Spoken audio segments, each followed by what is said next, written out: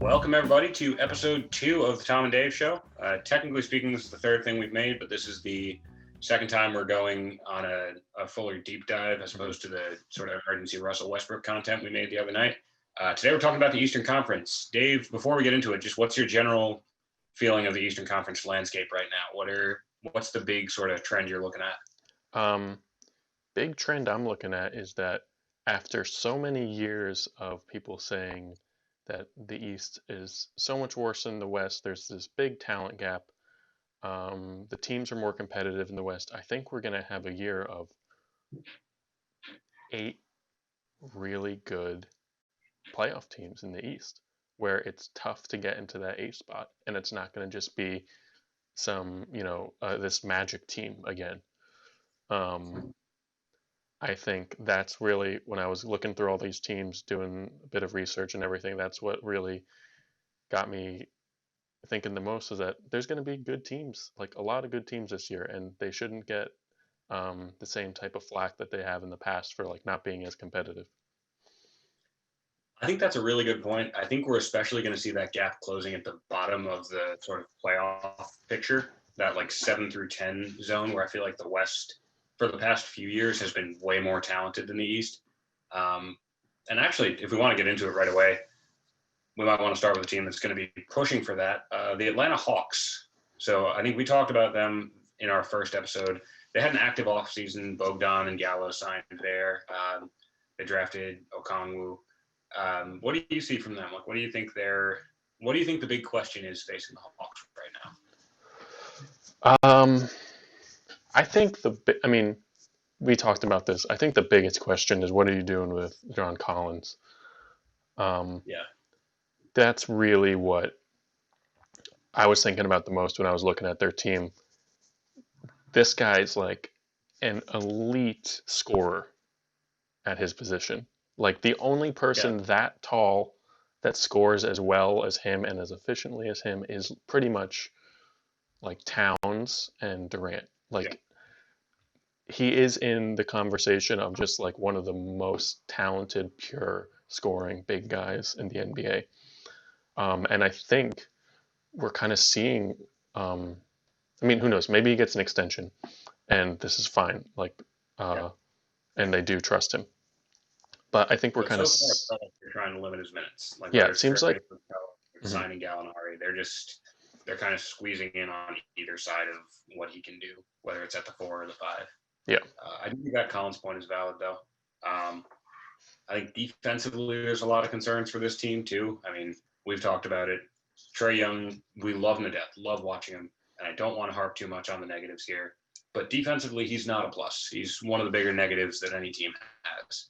And then you go out and you sign Danilo Gallinari and Bogdan Bogdanovic, who are not exactly all defense caliber players in their own right. I do think the floor for them gets a little bit higher when you replace like Kevin Herter and DeAndre Hunter minutes with Bogdan and Gallo. Like they're guys who have been able to defend well enough in the NBA to stick around for a few years. mhm. But I still think defense is a concern for them. What would you think? What do you think the closing lineup for a Hawks team is right now? I mean, we both, I think they're going to be in contention in that 9-10 playoff play-in range. What do you think the lineup is that they're running out there for the final 5 minutes? Um, I mean, definitely. So you got Trey, obviously, and we were Okay. talking about this the other day. You need the best defensive lineup possible, I think, in crunch time if you're the Hawks. If you're in a playoff game, especially fourth quarter, what is the best defensive lineup you put around him? And I think you got to put Dunn in next to him. Um, and then it's hard to not just go Bogdan, Gallo, Collins. Capella, I guess, if you want a little bit more rim protection, but um, I don't know. We saw Capella kind of get killed a lot when he was in Houston on like switches. So I'd be Yeah, concerned about him. But yeah, that's my of gut. course. And then maybe you throw out Hunter instead of Bogdan sometimes, just to get a little Mm-hmm. bit tougher out there, really. He's a little bit of a better defender than Bogdan. Um, so yeah, that's how I would go. What do you think? I think that's a good lineup. I think there is a debate to be had about whether Collins or Capella is the right one to put out there with them. But I think, as you touched upon, like Capella is good at certain parts of the game defensively. He can protect the rim, but he does have limitations. So it might not be exactly a slam dunk to say, okay, well, we're better defensively with Capella out there, because he might not exactly be. I think the funny bind that this team is in is that their two best perimeter defenders are Rajon Rondo and Chris Dunn at this point, Hmm. and you can't have them out there at the same time because you're not going to have Rajon Rondo, Chris Dunn, and Trae Young out there together. Yeah. That's a lineup that's going to get destroyed defensively. Um, so I guess to wrap it up on the Hawks talk, what do you think the ceiling is for this team? Like if everything breaks right, where are the Hawks at the end of this regular season? Um, so absolute ceiling, I think, is like a seventh, eighth seed. Um, Mm-hmm. I just I don't see the depth necessary to really get into that higher echelon of the East. But like I said before, I think the seventh and eighth seeds are going to be good this year. So that's Yeah. no flack on them or anything. I think I don't know what the conversion would be to this year. I think in a normal year, normal 82 game season, I'd have them winning around like maybe 43, 44 games. Yeah. I think I'd put them at. Yeah, I don't know what that translates to in a 72 game season. And then floor, I don't know. What do you think about the floor? The floor is an interesting one for this team because I think it's possible that they signed Gallo and Bogdan to just sort of like preserve some assets here because they had a lot of cap space. And so it could almost be like, yeah, we signed them with a view to trade them. So like, there's a chance that they wind up looking like the same 25 win caliber team that they were last year, and then we get to the deadline and it's, oh well, Bogdan's going to be on the move. Who's coming in for Bogdan? And I don't necessarily think that would be this team bottoming out, but I do think the better version of things for them involves them keeping him on the roster. Hmm. So the floor probably, I don't know, like a 10 or 11 seed. You miss the play-in games through some act of God, and Bogdan's off the team by the deadline, and then you have to go into next season thinking, is like, do Collins and Capella work on the same roster? There's no way it can go wrong for them, Yeah, but I think there's also more ways it can go right for them than they've had in a long time. And definitely. speaking of teams with ways it can go right, we saw the Washington Wizards potentially make things go right by trading for Russell Westbrook. We talked about it on the live stream a couple days ago. They really threw a wrench in this because I think we've seen Russell Westbrook take similarly not that talented teams to playoff spots in better Western conferences than what this Eastern Conference is going to be. Oh yeah. And so, like the Wizards, who I had penciled in as probably an 8 or 9 seed if everything went right, I almost want to put them as like a 7 at this point. What do you think of the Wizards? Yeah, so I think they we talked about this in the live stream, but last year they were a team that could score a ton of points. I think they broke the 140 point threshold multiple times last year. Just insane. They played incredibly fast, and this was a lineup mostly that was, run by like Ish Smith and Bradley Beal, Thomas Bryant, Bertans. Like that was, I forget, and Rui.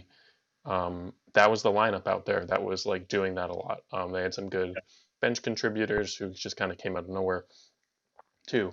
Um, so I think, you know, like you said the other day, you're just replacing Ish Smith with Russell Westbrook, It was like a win. which is a huge win. And I think they have a potential to be a similarly threatening offensive team this year. Um, I mean, Beal, I think, has, despite how much, talk he gets, I think he's still slightly underrated for how good he was last year. He averaged like over 30 Oh yeah, points a game on really great efficiency. Um, didn't make All NBA somehow, but yeah. Um, so yeah, I think the defensive side is kind of rough for them, but the offensive upside on this team is pretty ridiculous. I almost think the Wizards and the Hawks, it's interesting that we talk about the two of them because if you look at this sort of play-in class of teams that we're going to be looking at, it'll probably be like these two, a Charlotte, and then maybe like the Magic and Indiana are kind of in that Hmm. range. That's at least the teams I have looking at playing games. And it's very funny because I feel like we're going to go into the playing games being like, oh yeah, like we have the Wizards scoring 140 points a night or 130 points in like regular season games. We've got the Hawks lighting it up. Like this is going to be fun. And then we get to the playing game, and Indiana and Orlando are like, nope, we know how to handle this. Yeah, We're going to make this a rock fight, and it's not going to be pretty, but we're going to win and go to the playoffs. yeah, that's Just because I very think that's possible. kind of how it goes with the playoff experience thing. Yeah. But I like this Wizards team. Like, I don't like that they traded John Wall. I'm not going to like that they traded John Wall. But Russell Westbrook's an exciting player. I think he does raise the ceiling for this team. I think even as a 7 seed going up against Toronto, Miami, or Philly, you're a little bit more dangerous with a player like Russell Westbrook on your roster than you are without him. Hmm. So I think there's definitely things to be excited for with the Wizards. The one question I do have though, who's the fifth player for them? Because we know it's probably going to be Russ, Beal, Bertans, Bryant. Who's slotting in at the three for them at this point? So I was looking, I had Troy Brown Jr. Um, Okay. in the three for them. He shot all right from three last year, and was, by a lot of the advanced metrics, like one of their top two or three defenders last year as well. Right. So It feels like a thing to me. yeah, he feels like the three and D prototype guy to slide in with these two very ball dominant guys in Beal and Westbrook. Right. Um, but yeah, I think also we can't undervalue just in a playoff game if they are able to make it there, just having two guys that can go get you a basket. Like, I Oh yeah. mean, I think we always forget about that kind of until we get back to the playoffs, Yeah. where we're like, oh, having someone who can just like go drive and score is really important when all the offenses get really stagnant. Um, And the flip side of that is like having offensive possessions where no one on your team looks like they want to take a shot, yeah, which I feel like few teams got into that spot last year. Like the Lakers had multiple games in the finals where no one other than LeBron or Davis looked like they wanted to shoot. So having two guys that are always ready and really good at shooting, like that matters. That means something. Um, Now, speaking of teams that made some additions to their backcourts, the Charlotte Hornets. mm, What is going on here? I don't know. Their best player last year was Devonte Graham. mhm. So naturally, we draft a point guard. I said I'm not a Hornets fan, but naturally we draft a point guard, and then you add Gordon Hayward to, I guess, say that we're kind of trying to win something here. Mhm. I I don't see what we're trying. Like, if Lamelo turns into a star, then this all works a lot more smoothly. But right now, I don't really see the plan. Talk me into this. What am I supposed to see here? So I think I really feel like these are fan moves. These are money Okay. moves. These aren't basketball moves. Yeah. Um, I think it is like showing to the fans, like, look, we got a big name free agent. We Yeah. got $120 million free agent. Like, we're willing to Right. spend. Um, he is technically an all-star. So there's that, and then LaMelo. I Technically, mean, also. the that new like Hornets Buzz City jersey with ball on the back is probably going to sell like crazy. Like, Who is buying that shade of jersey? well, don't they have the? I think they have a couple Buzz City ones. They're really trying to make Buzz City happen. I don't know if I like that they are, but they're giving it a shot. Yeah, no, I Um, mean, this is besides the point, but like, not enough teams embrace what their actual nicknames are. but see, this is my problem though. Have you heard anyone call Charlotte Buzz City? I have not. No. This is the where I hit a snag on that. Well, actually, no, I hit a snag as soon as I see the jerseys. But also, I don't see the reasoning for Buzz City. However, on a basketball perspective, Yeah. obviously you draft LaMelo. Um, you have two starting guards on your roster already. You have Devonte Graham and you have Terry Rozier, who, as we know, was really unhappy when he had to go back to a bench role in Boston. That was part of why he left. Hmm. It's kind of how we wound up in Charlotte. Who goes to the bench out of these three? Because I think it's possible that LaMelo starts the season on the bench. Mm. But if you're making the decisions right now, who is starting and who is that third kind of odd man out? So I think basketball wise, it makes the most sense to have LaMelo be a six man to start the season. Um, but I don't think they're going to do that. I think my lineup that I came up with for them was LaMelo, Graham, Hayward, PJ Washington, and Zeller. Yeah. You could do a lot worse than that lineup. Yeah, Some teams are going to do better, but you could do a lot worse. I don't hate that. You could also throw in Miles Bridges at the four instead of PJ if you want. Yeah, like they've got some versatility there. Or slide Hayward down and put someone else in at the three. Like there are options. Yeah. And I think this team at least has 5 or 6 guys who I like. Yeah. But yeah, the guard situation's kind of a mess, and I don't know. Even Graham had like kind of a rough second half of the year after the insane Yeah. start to the year. So him, it's like, okay, we all really like the story that he had last year of coming out of nowhere after having a pretty bad rookie year and just like Yeah. all of a sudden being like this awesome scorer. But do we know And if then that's gonna continue? Like, I don't it know. might not be the biggest thing to bank on. Yeah, and this is just a tough team to find any sort of identity for. Um, Yeah. but we'll probably see some LaMelo to Miles Bridges alley oops that'll be on like Sports Center top 10 that are It'll be fun. awesome. Yeah. If nothing else, it'll be fun. Mhm. Now, I obviously just said, if nothing else, it'll be fun, which is a statement that probably won't apply to the Chicago Bulls this year. We are looking upwards because Jim Boylan is no longer coaching this team. The nice thing is, I guess they're not going to be an open rebellion against their coach and GM this That season. that is a Which, I mean, positive. I'm not a X's and O's. Yeah, I'm not like a basketball genius by any stretch, but it doesn't seem like something you want. But at the same time, like what we talk about struggling to find identity for the Hornets. What is the Bulls' identity? Like, what are they trying to do this year? Do they think they're a team that can get into that 10 seed range with this roster as it's constructed, or I have no idea. I did like a pretty deep dive into the Bulls because I was just really fascinated with what they're trying to do. right? I was looking at their lineups and everything.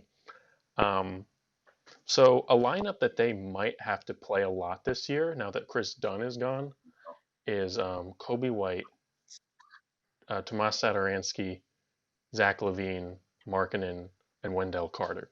Perfectly logical lineup. Like based on their the players that they have, that lineup is very likely going to see a lot of minutes. It And shouldn't. last year, I mean, in a lot of large sample size, this lineup was minus 15.9, No. which I is don't like that. like one of the like I think like 10 worst lineups in the NBA last year that got over like 200 possessions together.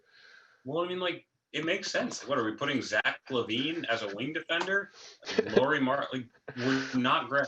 Who is getting a rebound on that team if Laurie Markkinen is guarding fours and Zach Levine is guarding wings? Like it doesn't make sense. But like you said, it makes sense in that there's not a lot of better players to put out there for this team. Yeah. So in crunch time, I think what you got to do is you pick your poison with Satoransky or Kobe White. I'll pick Satoransky. It won't be a great point, but I'll pick it. And then you throw in Porter. Otto Porter, who was Mm, kind of injured for most of last year. And yes. so we don't really know how he's been in a couple years, but he's making a lot of money. Should probably should probably pay him. Resources dictate decision making, as we know. So yeah, this team is a mess. This team's gonna be awful defensively. Honestly, I'm gonna make my first bet of the night, which is I really think, actually no, I can't say it, but the Bulls I think are gonna be in the bottom three of the East. Um, Yeah, they. I think they're going to be bad. um, well, with two other teams that Like we'll we're going to get see a lot to, of 2020 Thad Young. yeah. Um, That's what we call a teaser in the biz. and like their offseason Now, moves don't make any sense either. They drafted another four. yeah, Patrick Williams seems like a great guy, but I really, you know, everyone said that that was a reach of a pick. I'm not like the yeah, biggest college guy, so I don't know know the details. But from yeah, the people I follow, everyone said that that was a reach. You already have a good four, yeah. and then the only Which other like, person you signed was Garrett Temple. and like I will say, not being a draft expert, but having kind of followed a few drafts in a row, it's not that common for like all of draft Twitter to unanimously say like, "Whoa, this was too high." But it happened with Yeah, the Patrick Williams pick, which obviously raises a red flag for me. Um, Now, speaking of red flags, actually, I didn't have a team lined up for that segue, but we do want to keep this I moving. just want to say one last comment on the Bulls. Sorry, I had a lot on them. I Um, could tell. um, Wendell Carter last year, I was looking at his some of his like in-depth numbers. He in his first year, he shot a lot of mid-range and some Right. threes. Last year, his mid-range was completely gone. He barely shot from the mid-range. It was like a 50% drop off from the year before. Oh no. Um, and that's gotta be a Boylan thing. Yeah, like Um, a coaching. We don't want you taking these shots kind of yeah, move. and he was good at shooting those shots in college and good at shooting those shots in his first year. And everyone Right. kind of has him slotted as this like Al Horford type big is kind of what people call him as. Like that was like his draft comp. Nice Um, comp. yeah, and Yeah. I think you got to let him get out there and shoot a little bit more. If you can have Markkanen and Carter shoot a little bit, that Mhm. opens up so much for Levine and Kobe White. Um, Oh, absolutely. so yeah, hopefully, I think Carter gets a bounce back year. Has a bounce back year. I would be willing to bet on that. Like, I think the tough thing about going over this Bulls roster is like there's players to like on this team. Hmm. Like I know Lowry hasn't been the player we thought he was going to turn into, but like I still kind of have some stock in him. Like I Yeah, still think Wendell Carter can be good. Like there's pieces. It's just whatever they've been trying to build has gotten royally fumbled. yeah, Speaking of royally fumbled, the Cleveland Cavaliers are one of the worst. I think one of the worst teams in the East, right? Like you got to have them in the bottom three. yeah. No, I was What you did the what Cleveland, um, you did the Cavs deep dive. And after yes, reading it, I and going through some stuff too. I think I really do think they're going to be the worst team in the East this year. I think they're going to yeah, be worse than the Knicks. saying quite a bit as we will get to. Yeah, I don't know. It's it feels like a team that's caught between are we tearing it down to the studs or are we trying to cobble something together? what are your biggest questions Chetty for the Osman Cavs will this start year? for them Mm, probably. Like their front court right now probably looks like Chetty, Kevin Love, and Andre Drummond. Um, like you don't love closing games with Andre Drummond defensively, but you don't love anything about this team enough to be like, oh well, we have to explore other options than Andre Drummond. You don't have better options than Andre Drummond. Like this is a team that doesn't have a lot of talent on it. Actually, I shouldn't say that. You have to be very talented to play in the NBA. But it's just I don't know. I think they're going to be overmatched in most of their games. I think the Kevin Love trade question has been hanging over them for a long time. At this point, I think the time has kind of passed to move him for any sort of value. Like, Yeah. obviously, that can change depending on if players get hurt or if teams discover that they just have nothing in the front court. But right now, as it stands, like I can't see the obvious trade destination for Kevin Love that'll give up anything for him. The bright spot, I think Colin Sexton might be something.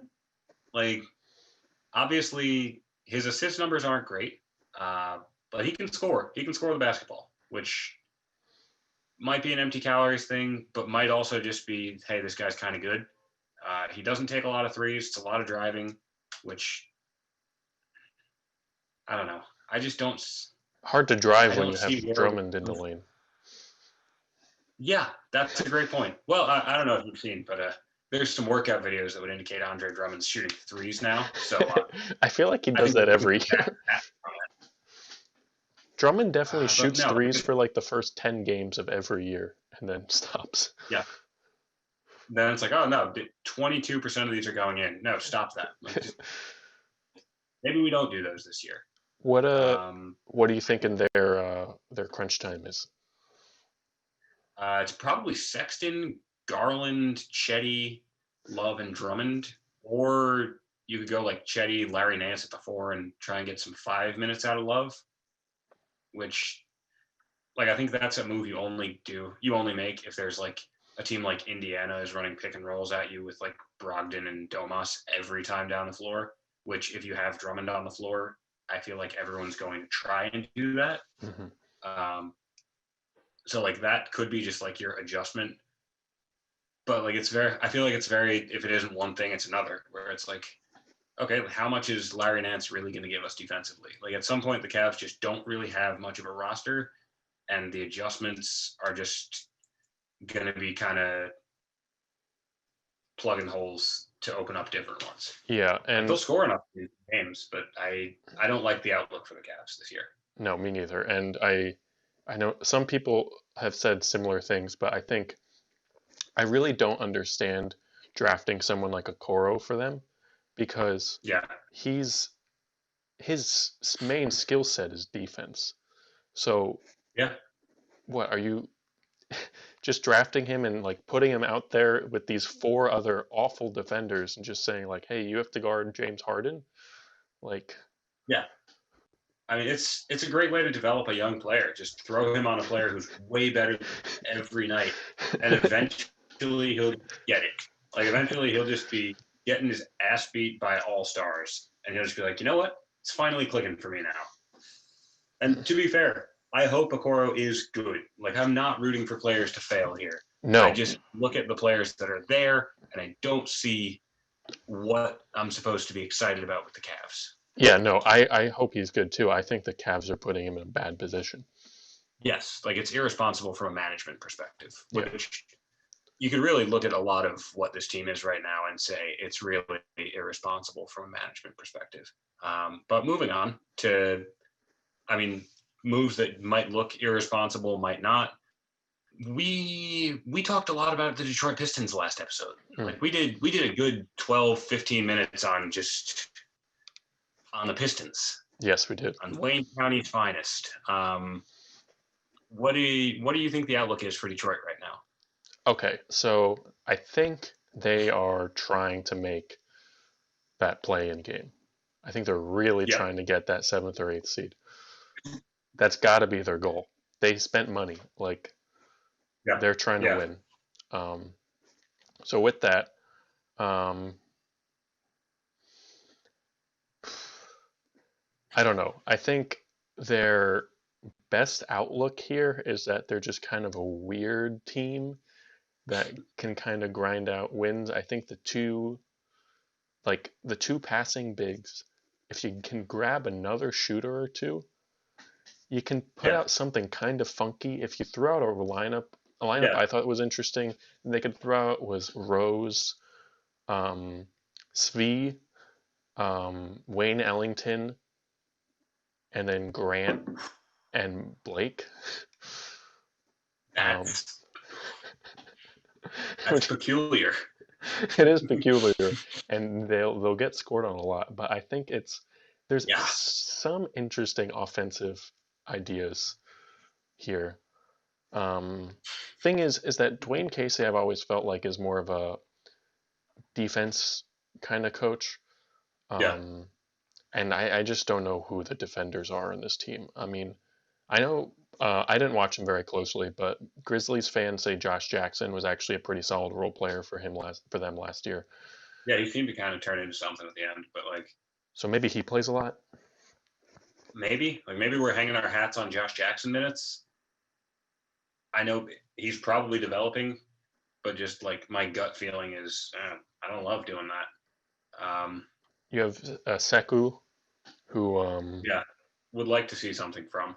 yeah, he was I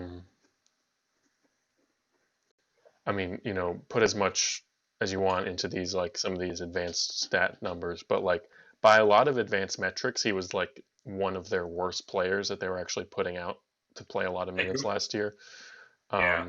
Which he's a rookie. That's going to happen. You're probably going to have most rookies on bad teams probably have horrendous plus minus numbers. Oh yeah, Um, because like they're not really ready to be playing big minutes, yeah, but they're out there and they're getting washed in those big minutes because the team stinks. yeah. So It goes back I to the Okoro question with Cleveland. Like it's just people that aren't in positions to be successful. yeah, Um, but and yeah, you then hope Sekou turns it around. yeah, and then you got Killian Hayes, who's their other big addition, who some people are super high on, Yeah, yeah, and I don't know. I mean, again, rookie guards are always awful at defense, pretty much. yes, So I guess you're hoping for him to be kind of a spark plug off the bench kind of scorer. yeah. Not a horrible role for a rookie guard, but also Yeah, like I don't know, maybe we tone down some of the expectations on him. I think the nicest thing we can say is just like there's a world where this works ish. Like there's somehow, some way we could be looking at them like, oh, the Pistons are only 2.5 games out of that 10 seed. Like it's possible. I they think have yeah they have guys that can get you a basket. And if we can go back to like I think they're a Blake, better team than Charlotte, right? yeah, I think I'd agree with that. If you can go back to I put them Blake in a of 2 years similar ago, yeah. Like if Blake can get to that, could be fun. yeah. Um, Speaking of things that probably won't be fun, we technically have to talk about the Knicks on this show. So yeah, so Tom, take it away. Tom is a Knicks fan. We're just gonna let him kind Look, of riff for a minute. I think the Knicks were surprisingly smart this offseason. Um, Going into this year, I'm happy with what we've got on the roster. I think, did RJ Barrett look like a world beater last year? No. Did he look good enough that you give him another year because he's a rookie and you're a bad team and it doesn't like you're not sacrificing any huge playoff minutes or playoff opportunities by playing him? Yeah, he looks good enough for that. So like, I still believe in RJ Barrett. Frank and Knox, What year of I the don't know what I can Frank say. What's experiment up? are we on now? What year are we with Frank? We're going into year 4. Okay. We're going into year 4 of like we can put him out there for 8 minutes, but we can't have him handling the ball on offense. He will give somebody fits on defense, but like he can't like for whatever reason offensively just reading the floor is not his strong suit. Like I think at this point the absolute ceiling for Frank is like a diminished Marcus Smart, where it's just like okay, yeah, like a diminished Marcus Smart from a few years ago, where it's like yeah, he can guard, but he'll stand in the corner on offense, and when he gets the ball, it's not going to be pretty. Yeah.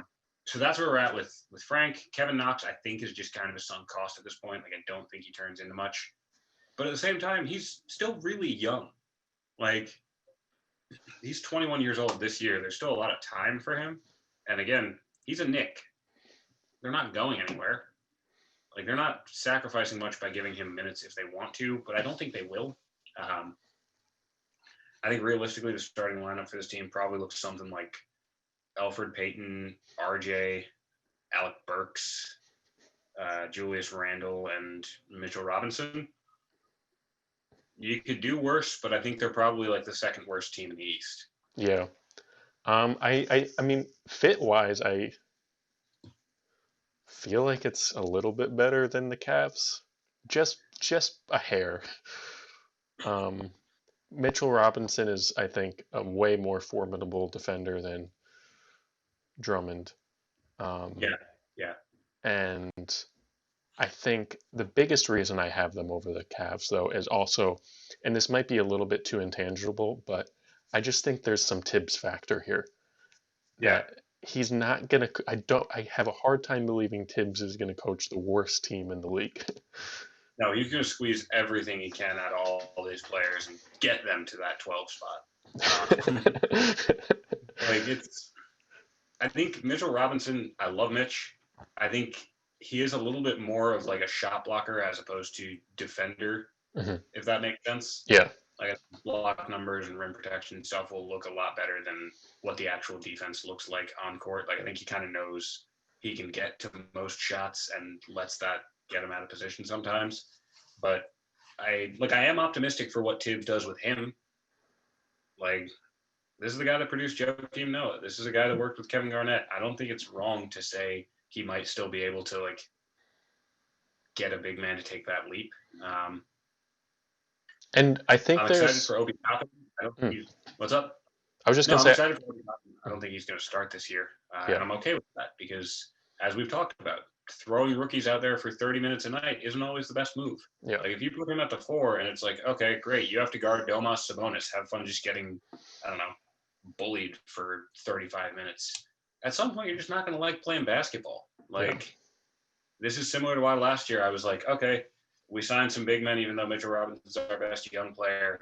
But I get it because like if you throw Mitchell Robinson out there against I don't know Joel Embiid, he's just gonna get like backed the hell down every possession down the court, and it's just not gonna be good for him. mhm, All minutes are not good minutes, yeah, and I think the Knicks have a lot of guys who are need to get good minutes, but won't be getting all the minutes, and that's where you get guys like Austin Rivers or Wayne Ellington getting contracts. yeah. And I think there's yeah, I was just about to say there's some good value for the Knicks in signing like Rivers and Kid Gilchrist, I think. Um, Yeah, like they're they've hung around. They can play in the league. Yeah, like yeah, Kid Gilchrist is not a number two pick. We know that now. We've known that for a while, but Yeah, he's hung around for what, 7, 8 years now because of his defense yeah. and rebounding. Like if Like, he was a nothing, he wouldn't be here. yeah, Also, I think it's important to say because I feel like we are saying a lot of things as positives that are still like not overwhelming positives. Like we know what this is with the Knicks. We know it's not a team that's going to contend for anything this year. But once we've accepted that, positives under that, there are some. yeah, It's not all bad, but a lot of it's bad. positives in And relations to the last couple years, I think. yes, like I think we're trending upwards, and that I think wraps up like the. I think we just have playoff teams left after that. So I don't know about you, but I'm dying to talk about the Orlando Magic right now. I'm sure you are too. What do you see with the Orlando Magic this year, Dave?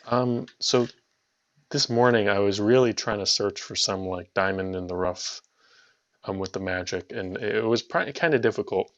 But to start with some positives, Yeah, I think it's probably not a great strategy, but I think it's interesting that they've sort of stuck with this core for a while now, of this core that doesn't seem to have a ceiling higher than the eighth seed, and doesn't seem to have a ceiling higher than beating the one seed in game one.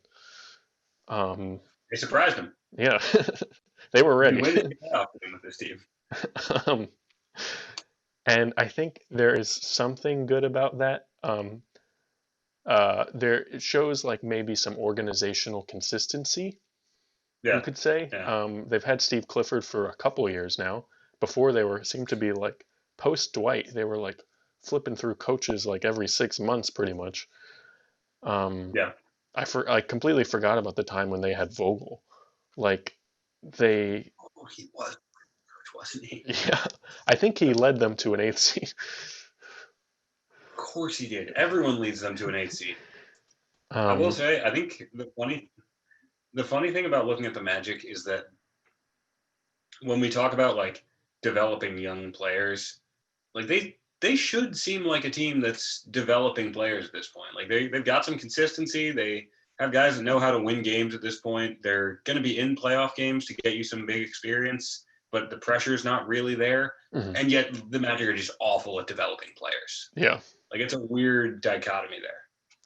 Yeah. I mean, some of that is obviously not the fault of the teams or the players. You know, you have like the Mo Bamba injury and COVID situation, which is obviously, Yeah, I think that's going to be a bigger deal than we're talking about. yeah.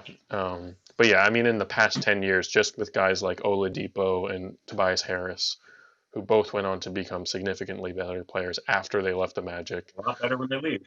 Um, but yeah, so crunch time for this team, I came up with Fultz, Fournier, Mm-hmm. Ross, Gordon, and Vooch. Um, you know, they did lose DJ Augustine this year, which was a big part Yeah. of that core. Mm-hmm. Um, but yeah, what do you think about that crunch time team? Like it's not great. I do think there's something to be said for just like they know how to win regular season games. They know how to get to the playoffs. Um, I think Vooch is probably better than we talk about him being. I don't love the fit of AG and Vooch together, and like I wonder how long we're gonna do that and how long we're gonna pretend that it isn't just bad. Um, that's the thing that jumps out at me. Like Markel has looked good. I Mhm. think Fournier and Ross are your only shooters out there, which I don't like. Yeah, And yet somehow this team with the flaws of having like a point guard that doesn't shoot. Well, actually, because Vooch shoots, but I don't know. Having two non-shooters out there isn't ideal, and they've got flaws, but they've also got things they're good at. And you could like we've talked about a lot of scenarios just in this meeting where you could do a lot worse than what the Magic have right now. definitely. I mean, these are, um, I wrote in my notes, these are five people who know how to play basketball, which Yeah, is just five NBA players. obviously true. It's like obviously a joke. Like obviously everyone here we're talking about is a good basketball player, but these are five vets at this point. Gordon is what, year 5 or 6? Yeah, You're entering like veteran yeah. status now. Um, He's second contract for sure. yeah, and Fultz has turned himself into like a decent role player. He probably shouldn't be a Yeah, starting point guard, but they don't really have another option. Their other option would be Michael Carter Williams. Um, former rookie of the year. We have to mention. yeah, or Cole Anthony, but you're not going to start a rookie. Also, do we even know You're if not he's very any cold. good? Um, Losing Isaac for this year, big blow. Really hurts the depth. Yeah, Yeah, they have like very, very little depth. Like they're going to be playing guys like Kem Birch probably a lot of minutes. And don't. it just, I don't know. My gut says they still are in that play-in conversation, but part of me thinks that this loss of depth, this loss of Isaac, makes them a little bit worse than they have been in previous years. Oh yeah, especially I mean, when you talk about the playing game, like it's a contingency factor that I don't think we're talking about enough. Like, what if a Terrence Ross gets 3 fouls in the first half? What if like Aaron Gordon gets in foul trouble? You got one game and you need to go to somebody, and the Magic don't really have anyone to go to in that scenario. So like I think that depth can hurt them more because of this new playoff format. And I mean, you've said the names. There's not a lot of exciting bench depth on this Magic team. So I think Yeah, I'm to wrap looking it at up it. on them, it seems Mhm. like we both think we I was both think just, they'll be there. yeah, Uh, I was looking at it I right just now don't just to know double what check, them being. and Yeah. they got Gary Clark, Al-Farouq Aminu, Okay. Dwayne Bacon, Al-Farouq has been a player on a playoff team before. and James Ennis. Also played some playoff games, but Yeah, like not the worst. Yeah, it's still rough. I mean, there's a lot to Yeah, dislike about the it's not a lineup makeup here. I think they also lost Wes Owundu, who was like a sneaky good okay. random, you know, defender, like really good defender Kind of that came out no of one nowhere. But really knew about. I want to say he's on the Mavericks now. Um, okay, that feels like a good pickup for Dallas. yeah, but yeah, I mean that was Um, their best wing but defender. now moving on from the Magic, though, do you want to do the Nets now? Yeah, Like we're gonna have to talk about that at some point. Obviously, the elephant in the room. I think you had this is Durant. Like what? How much of the Durant that we saw 2 years ago do we get back? Because like when he went down, he was playing at an all defense level on defense mhm. for a lot of those games for the Warriors. He was the same scorer he'd ever been. Like he looked like he was in another gear, Yeah. and then he got hurt. So that's the big question for them. What do you think the crunch time lineup looks like for them? Obviously, This, there's also the Harden trade mhm. cloud over all this, but Yeah, as it assuming stands right now, assuming this is their team, I had a lot of trouble figuring out their crunch time lineup. Um, you yeah, definitely have Kyrie and Durant out there. Um, yeah, but to fill in the other spots, um, if at the two, if you want another playmaker, you throw out Dinwiddie. If you want another scorer, you throw out LeVert. Both of them they're kind of a wash of each other on defense. Like neither of them, from what I could tell, are significantly better than the other. Um, then at the three, you yeah. probably have Joe Harris. Um, That makes sense. you could throw out Shamit, but I don't know. You just paid Joe Harris what, $85 million? Yeah, that feels like a deal with intent to play you in big minutes. Yeah. And then you have to pick between DeAndre Jordan and Jared Allen. I mean, so they have these like um, redundancies at like every position, pretty much. Um, It's funny how quickly those like, oh, they're too deep at every position become redundancies. yeah, When you look just like, yeah, sure they have two guards, but like they're two guards that can't defend. Like they've got two kind of similarly skilled big men, even though I think Jared Allen is probably the better of the two, but there's the whole sort of political aspect of it with DeAndre being close with Durant and Kyrie. It's just funny to see like the different way that gets phrased across certain discussions. And I think also a lot of that has to do with the fact that like the Clippers were a team that we said was, too deep at every position. And then it became, well, you can only play like one guy at every position yeah. And then they these closing couldn't, minutes. and they And didn't you kind figure of it need to out. know who that's going to Yeah, be. And so, no.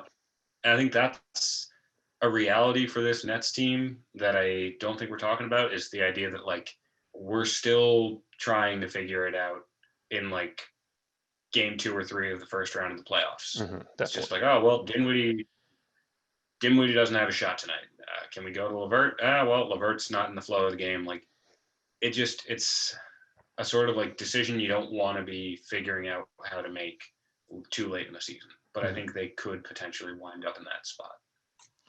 Yeah, I mean Um, and then after that they got like they have like Jeff Green.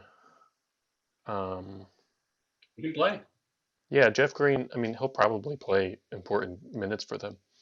Um, I feel like we're kind Yeah, of at the point in the Jeff Green experience where everyone accepts his inconsistencies, but are yeah. like he's good enough every couple games that it's almost worth it.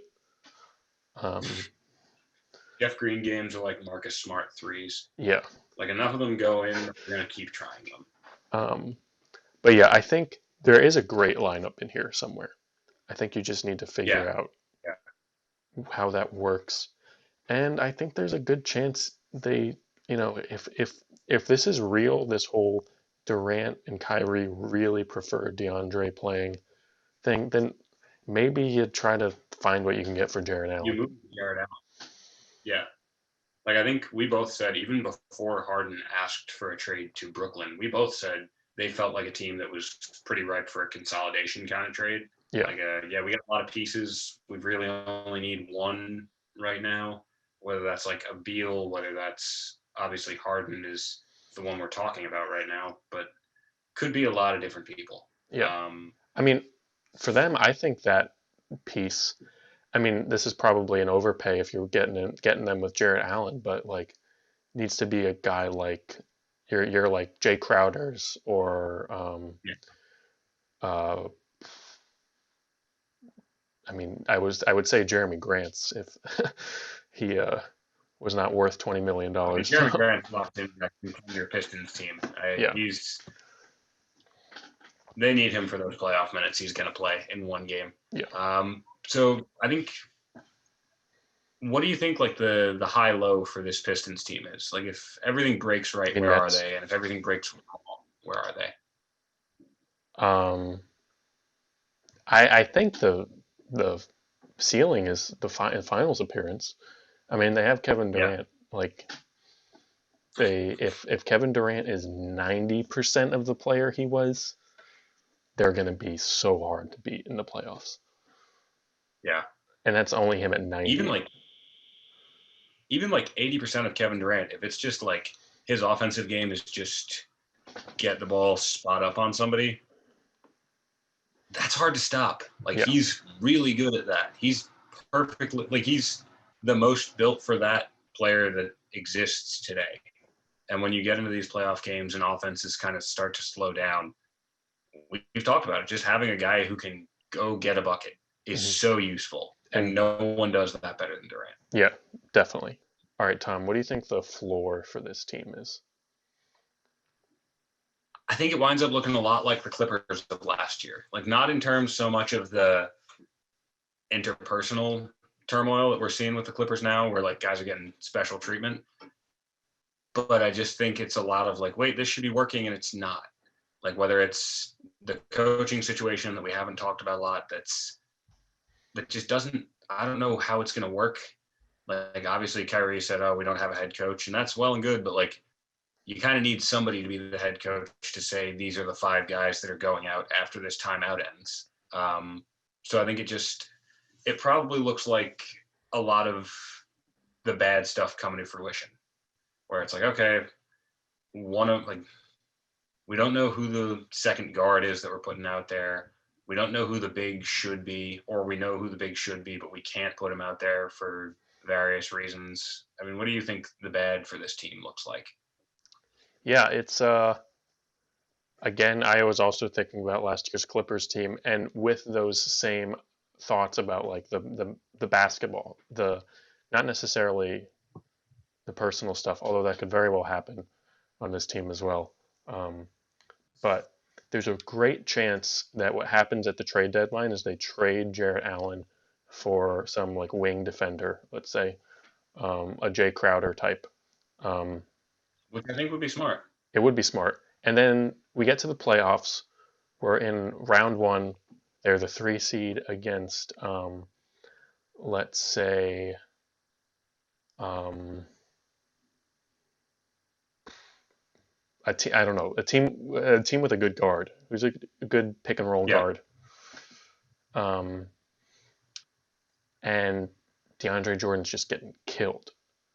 And it yeah, becomes a situation like Harrell last year in the playoffs, yeah. where they were like, "Oh, wait, this guy, wait, we Uh-oh. actually can't play him in the playoffs now." Yeah, our And starting center is unusable, and we don't really have a backup plan. yeah, and DeAndre, the last couple years, I mean, you might have better insight to this because you saw him as a Knick, but seems like I did. his skill level is very contingent on his effort right now. Yeah, yeah. Um, Which I mean, maybe this Nets team is good enough that like they get that sort of effort. Like in the same way that the Lakers last year, it was just a lot of guys who are like, if they're locked in, they can play. Like if Rondo's motivated, he can be the version of Rondo we saw last year. So maybe the Nets are good enough just because you have Durant and Kyrie in the building, and there's kind of this understanding that we're going to be playing some big games here. But ideally, you would know that before you start the season. Like ideally, it would be okay. Yeah, he's ready to play. Um, I guess to wrap up the Nets, like they're going to be really good. I'd probably put them a 3 seed in the East right now, 2 or 3, just because the highs are going to be so high with this team. But not a sure thing to come out of the East or even be in the Eastern Conference Finals, because that road is a lot tougher than it has been previously.